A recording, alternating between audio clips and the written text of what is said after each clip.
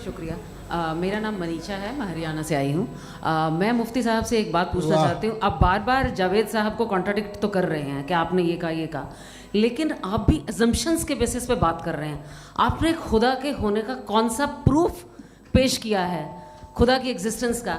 अब इस सवाल को अलग रहने दीजिए, कौन एथीस्ट है कौन नहीं है। और दूसरी बात जो आपने एक छोटी सी कही थी कि ये फ्री विल का इस्तेमाल करता है इंसान अपनी, लेकिन इस फ्री विल का इस्तेमाल में मतलब खुदा ने ये दे दी सबको ये इजाज़त कि वो कितना घिनौनापन और कितने ज़्यादा ख़राब से ख़राब तरीके इस्तेमाल कर सकता है। जब आप सुनते जी, आप फ्री विल को मानती है ना, या अब कहती है कि फ्री विल नहीं है ना, मानती है ना? तो अब आपके पास इसका कोई एक्सप्लेनेशन नहीं है कि अगर एक इंसान उस फ्री विल का इस्तेमाल करके गलत काम कर रहा है और बच के अच्छी ज़िंदगी गुजार के निकल जा रहा है, उसका कोई रिकम्पेंस नहीं है।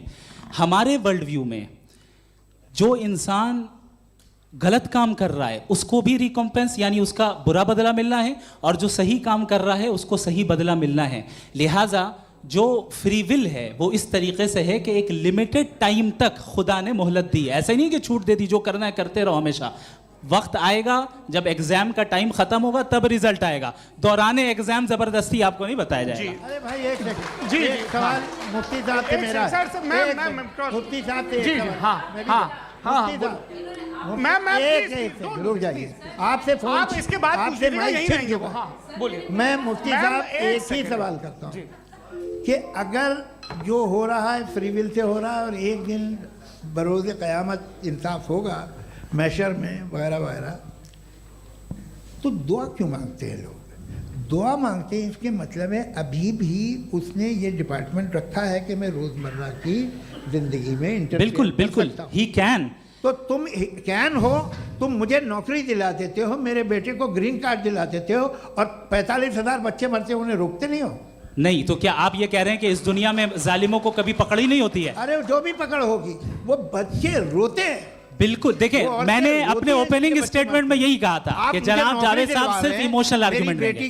This is an emotional argument. ये छोटे मोटे इसके पीछे का रीजन मैंने बताया क्या है, इसके पीछे का रीजन क्या है मैंने बताया। मंच से आप लोगों को सज्जनों इसलिए कह रहा हूं ताकि थोड़ा सा आपके कॉन्शियंस पे जोर रहे कि आपको ऑर्डर बचा के रखना है। वक्त तय हुआ था, ये वक्त पूरा हुआ, आपने इतने धैर्यपूर्वक सुना, मैं आप सबका बहुत बहुत शुक्रगुजार हूं। यदि इन दोनों विद्वानों की इच्छा होगी तो कभी हम इस बातचीत का राउंड 2, राउंड 3, यही तो देखिए खूबी है इंसान की कि बहस मुबाहसे में वो पड़ा रहता है। आप लोगों ने बड़े धैर्य का परिचय दिया, बहुत बहुत शुक्रिया। इसी के साथ ये बातचीत यहाँ पे समाप्त होती है। मैं एक बात बता दूं, ये सारी बहस हो गई, अब मुफ्ती साहब और बड़े मुफ्ती साहब इन साथ के साथ मैं खाना खाने वाला हूँ। अच्छा,